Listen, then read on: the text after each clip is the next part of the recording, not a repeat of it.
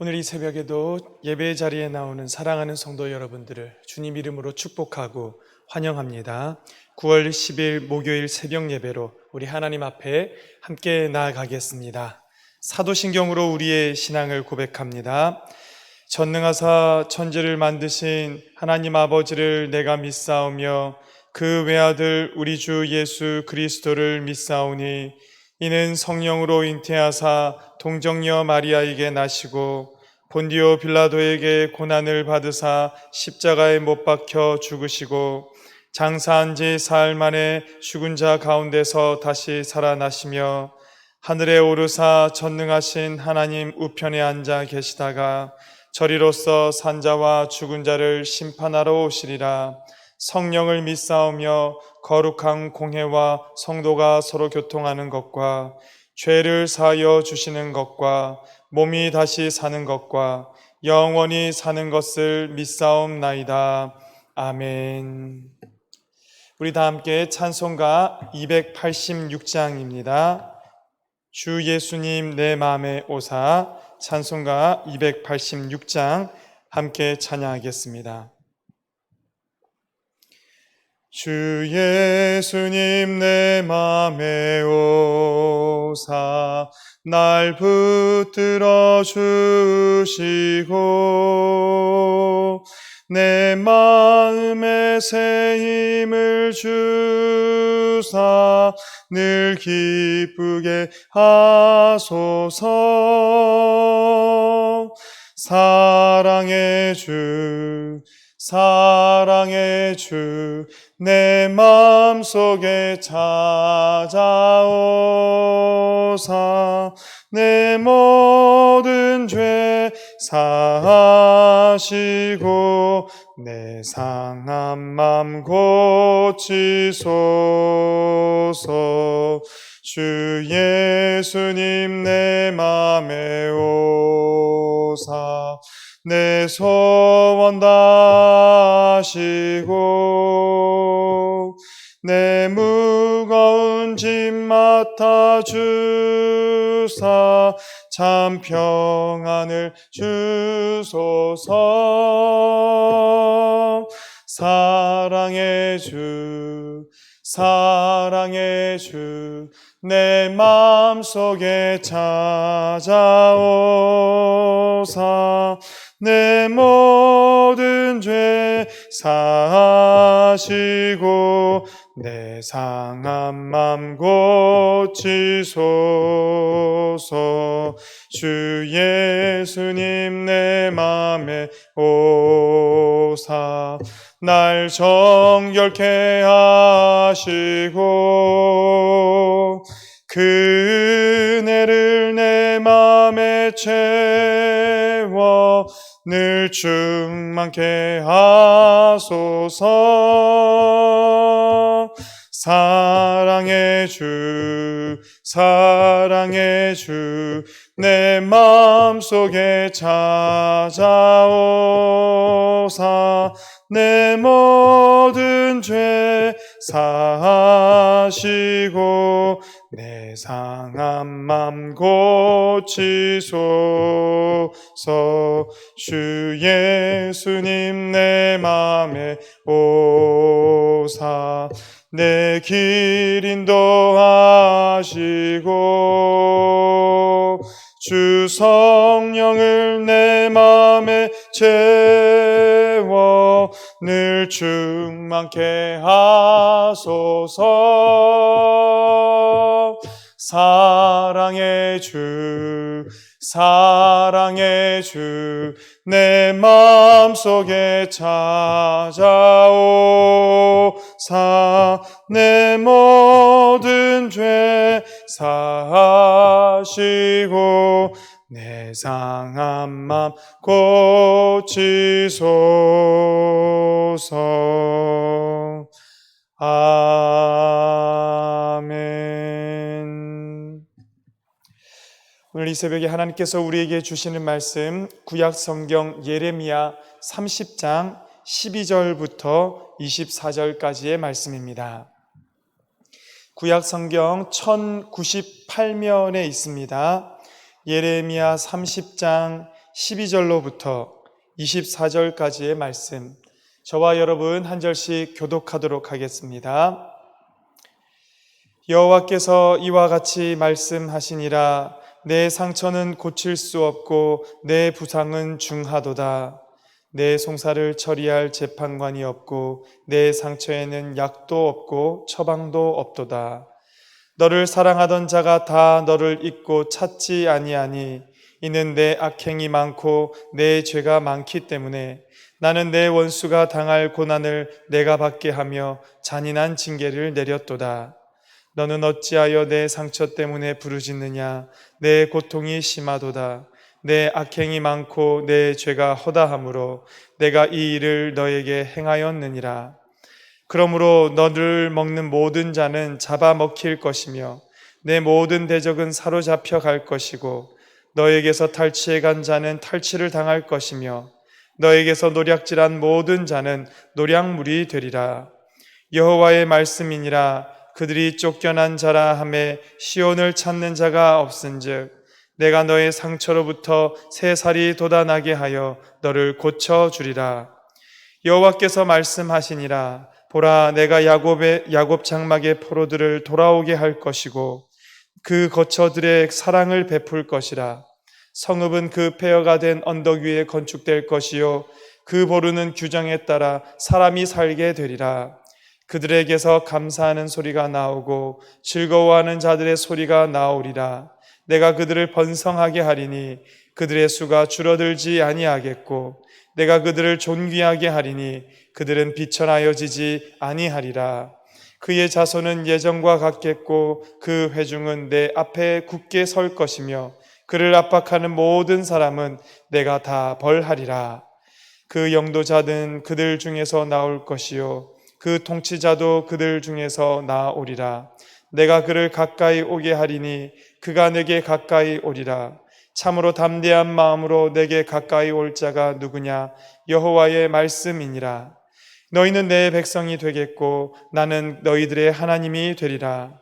보라, 여호와의 노여움이 일어나 폭풍과 회오리 바람처럼 악인의 머리 위에 회오리 칠 것이라. 함께 읽습니다.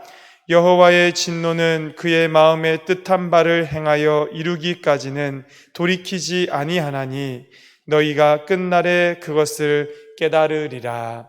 아멘. 여러분, 우리가 읽어가는 예레미야 말씀 가운데 특별히 어제 우리가 읽었던 30장부터 시작해서 33장까지의 그 이 한 부분을 떼어서 예레미야서 가운데에서도 특별히 위로의 책이라고 부르고 있습니다. 아마 느끼신 분은 느끼셨을 텐데 그 전까지는 모든 너희들의 죄악에 대하여서 너희가 이와 같이 심판받게 될 것이고 벌받게 될 것이다. 하나님의 심판의 메시지에 초점이 맞춰져 있다가 30장, 어제 말씀부터 시작해서 계속해서 33장까지는 하나님께서 너희가 벌을 받게 되겠지만 바벨론 포로로 잡혀가서 심판을 면할 수는 없겠지만 그 이후에 내가 너희를 이와 같이 회복시킬 것이고 고치실 것이고 다시 고향 땅으로 돌아오게 해주실 것이고 하나님의 백성이 되게 해주실 것이고 이와 같은 위로의 말씀이 쭉 기록이 되어 있는 것을 우리는 이제 볼 수가 있습니다. 위로의 책이라고 불리는 이 한 부분, 전혀 분위기가 다른 이 한 부분의 말씀을 우리가 이제 보게 될 것입니다. 오늘도 그 맥락 가운데서 하나님께서 너희를 고치시고 하나님께서 너희를 회복시키시고 바벨론의 포로로 잡혀는 가겠지만 그 이후에 너희를 이와 같이 돌아오게 하겠다라는 말씀을 쭉 기록하고 있습니다. 우리 그 말씀 가운데로 들어가게 될 텐데요. 특별히 12절부터 시작해서 15절까지의 말씀은 이 중한 상처를 입은 시온, 하나님의 백성들이 지금 어떤 상처를 입고 어떤 상황 가운데 처해 있나 우리는 보게 될 것입니다. 여러분 12절의 앞부분 말씀만 같이 한번 읽어보겠습니다. 시작. 여호와께서 이와 같이 말씀하시니라. 여기까지입니다.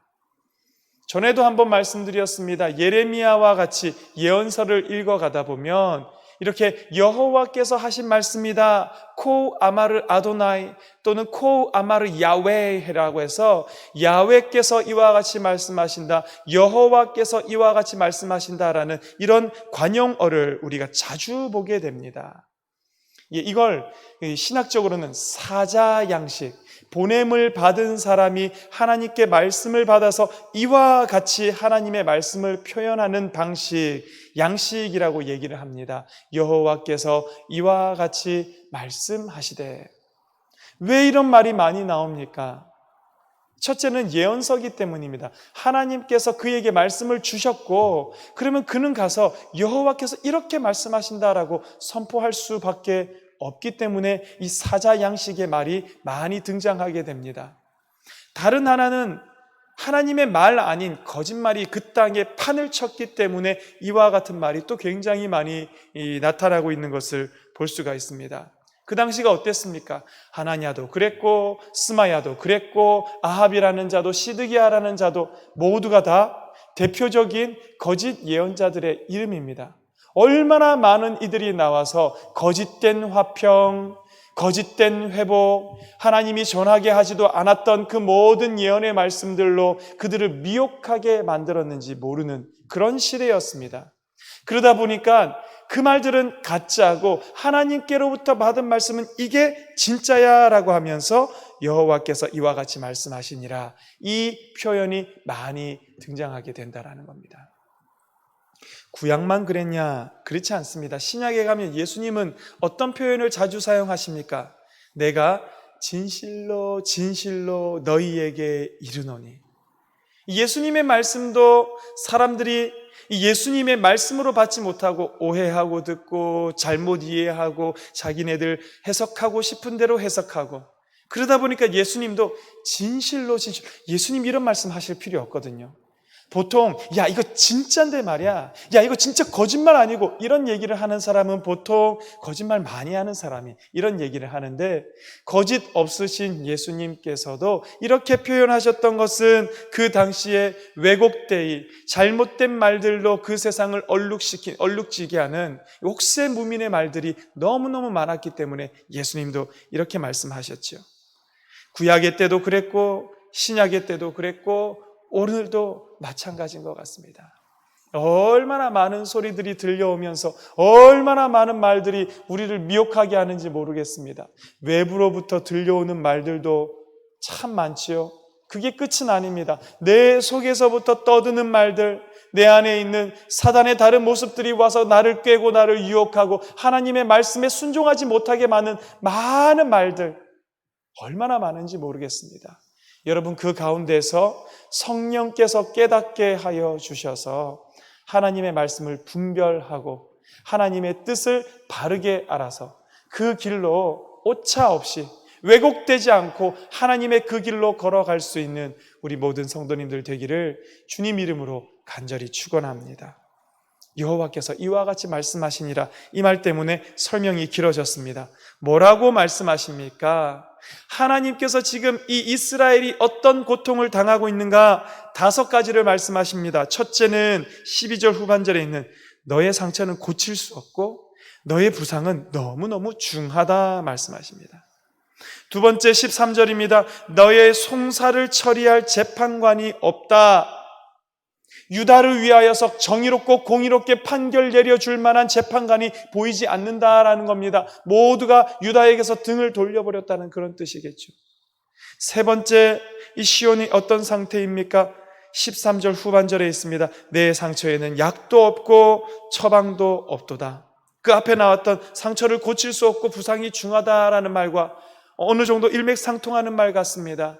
고통은, 상처는 세상으로서는 치유할 수가 없다라는 것입니다. 네 번째는 무엇입니까? 14절 말씀입니다. 너를 사랑하던 자가 다 너를 잊고 찾지 아니하나니.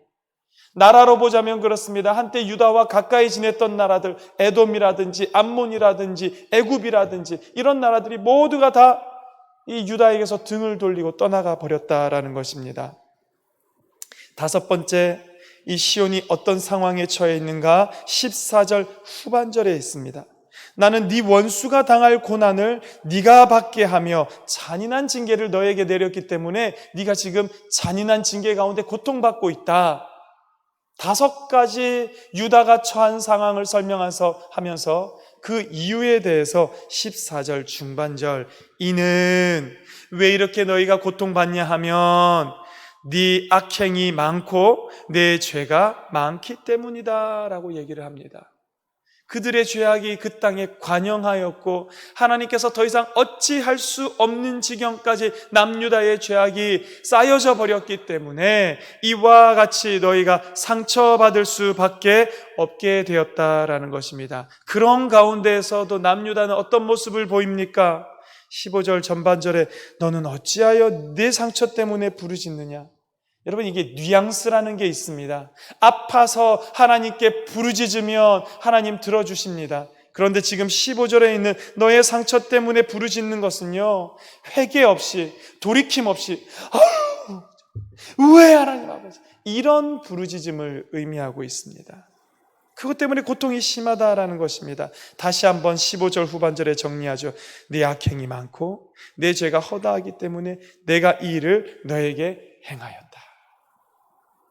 여러분, 중한 상처를 입고 끝나는 것이 아닙니다. 그런데 16절부터 하나님의 회복의 말씀이 나옵니다. 16절, 그러므로, 여러분, 여기에 나오는 그러므로는요, 인과관계의 그러므로가 아닙니다. 앞에 있는 일들이 이랬기 때문에 그 뒤에 이렇게 펼쳐진다라는 것이 아니라, 이걸 보통은 심판할 때 심판 선고 전문 용어라고 얘기를 합니다. 법적으로 라켄이라고 하는 이 말은요, 자, 이 모든 증거들을 보았을 때 그러므로 피고는 이와 같은 판결에 처한다, 땅 할 때에 그러므로입니다. 하나님께서 판결 내려주시는 거예요.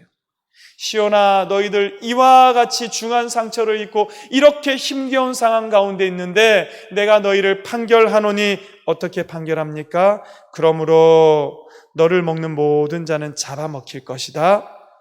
너희 모든 대적은 사로잡혀 갈 것이고 너희에게서 탈취해 간 자는 탈취를 당할 것이며 너희에게서 노략질한 모든 자는 노략물이 되리라. 특별히 남유다를 노략해가고 탈취해가고 망하게 했던 이가 누굽니까? 바벨론이 BC 530년경에 이르면 그 나라를 멸망당하게 된다는 말씀을 여러분께 드린 적이 있었습니다.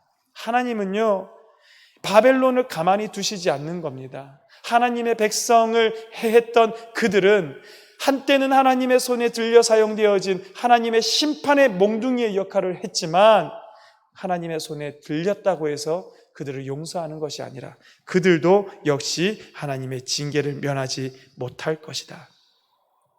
17절, 오늘의 중심 말씀입니다. 여러분 같이 한번 읽어보겠습니다. 시작.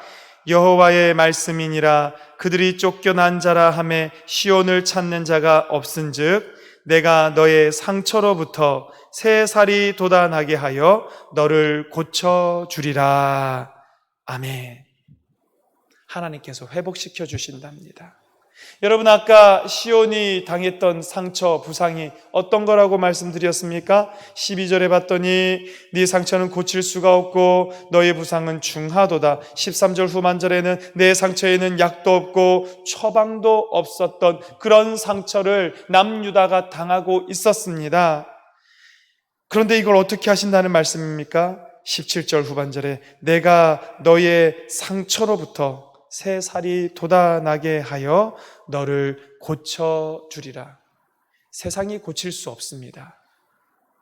하나님이 아프게 한 상처는 하나님만 회복시킬 수 있는데 그 날이 되면 하나님께서 그들을 고쳐주시고 그들의 상처로부터 새 살이 돋아나게 하시리라. 할렐루야, 아멘.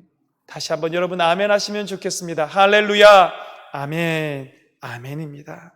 하나님께서 이와 같이 아무도 고칠 수 없고 아무도 만져줄 수 없었던, 손쓸 수 없었던 상처를 고쳐주시겠다. 그리고 나서 여러분 18절부터 시작해서 22절까지의 말씀은 구체적으로 어떻게 회복되는가, 여러분 쭉 읽어보시면 됩니다. 18절에는 포로들을 돌아오게 할 것이다. 그 거처들에 하나님께서 사랑을 베풀어 주시고 폐허가 되었던 그 모든 성읍 위에 성읍이 새롭게 건축될 것이고 그 보루, 궁궐을 얘기합니다. 궁궐에는 사람이 살게 될 것이다.